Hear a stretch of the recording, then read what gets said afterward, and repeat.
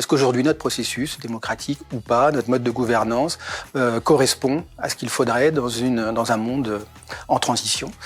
Est-ce qu'on accorde des moyens humains et financiers suffisants pour aborder ce monde en transition? Est-ce que ce qu'on enseigne est en phase avec ces problématiques de transition, quand on enseigne des sciences, mais quand on enseigne aussi des lettres, des humanités? Est-ce que dans nos pratiques, on est durable? Dans nos modes de déplacement, dans les modes de consommation, de restauration? Est-ce qu'on fait lien avec notre territoire pour gérer ensemble ces problématiques-là? Est-ce qu'on est sobre énergétiquement dans nos bâtiments? Est-ce qu'on gère la biodiversité sur les espaces naturels dédiés d'université? Alors comment on peut faire pour prendre part dans ces situations-là? On nous demande de faire ce qu'on appelle un schéma directeur. Un schéma directeur, c'est un document dans lequel on se fixe des objectifs, des actions pour atteindre ces objectifs, et puis qu'on mette en place des procédures pour s'assurer que les actions ont bien permis d'atteindre les objectifs.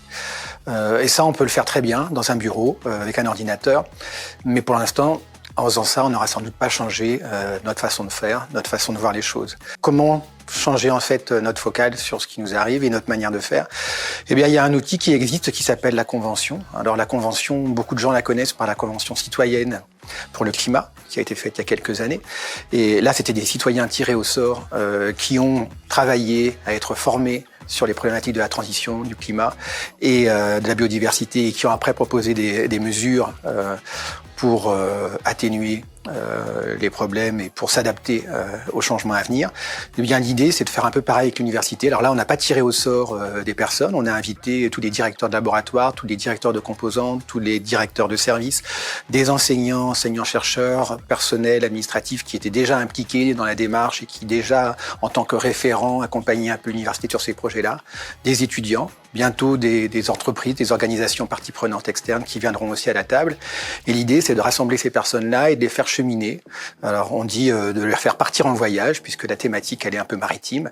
Et donc, on va les faire cheminer, tel Ulysse, dans un parcours qui a démarré véritablement le 26 janvier par une présentation de ce parcours, et qui se terminera, on va dire, au printemps, à la fin du mois de mai.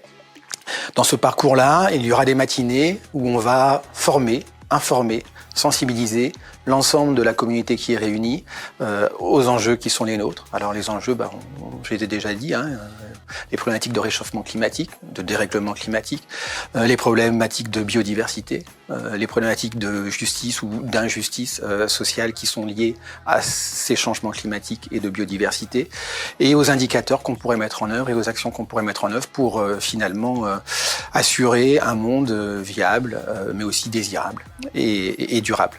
Et l'idée, c'est quand même une université, c'est quand même sacrément important pour elle d'y prendre part, puisqu'on forme des jeunes et des moins jeunes, mais qui vont être confrontés à ces problématiques-là. On crée des savoirs qu'on transmet, et ces savoirs-là pourraient aussi contribuer à atténuer et à s'adapter aux changements à venir. Donc tout ce monde-là, on les forme pendant donc 5 matinées, avec des intervenants qui sont parfois très spécialistes de leur domaine, comme ce matin où nous avions Christian Depertuis, qui est sans doute le premier économiste à avoir véritablement institutionnalisé la recherche en économie-climat à l'Université de Paris-Dauphine, avant d'avoir déjà dans les institutions comme la Caisse des dépôts développé la problématique du climat, la Caisse des dépôts finançant les logements sociaux. Enfin, on voit bien toute l'importance que ça peut avoir.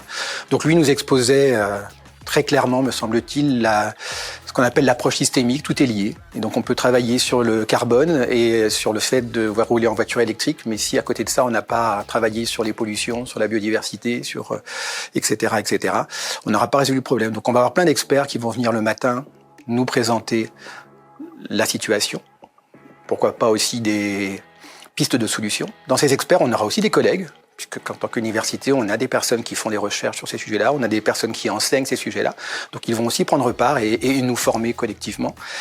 Sauf qu'on ne va pas uniquement se former et écouter des personnes, on va aussi cheminer dans un processus qui est à la fois individuel et collectif, parce qu'on sait qu'en véritablement, on va devoir d'abord se transformer nous avant de transformer l'institution. Et se transformer nous, c'est de bien comprendre les enjeux que ça peut avoir pour nous, pour notre institution, pour nos collègues, pour notre environnement, notre voisinage. Et tout ça, ça nécessite pas mal de temps. Avec une prise de conscience, je l'espère une transformation individuelle et collective, mais aussi, bien sûr, avec la construction d'une feuille de route pour notre université. Donc cette feuille de route, elle va quand même être assez concrète et construire l'université que nous voulons mener et bien que nous voulons mener, pas qu'on va nous imposer à mener, sinon ça marchera pas. Il faut qu'on embarque les gens. La thématique du coup maritime, elle va bien avec ça. Il faut qu'on les embarque, c'est la condition première. Et ça, c'est ce que nous ont dit aussi nos collègues. C'est le plus difficile à faire en vérité, ceux qui sont un peu avant nous dans les universités. Comment on fait pour embarquer des collègues qui, a priori, n'ont pas forcément envie, ne sont pas forcément désireux de rentrer dans cette démarche-là? Eh bien, il faut prendre des processus un peu longs, avec des moyens divers et variés, pour essayer d'embarquer le maximum de personnes dans le projet et de faire un collectif.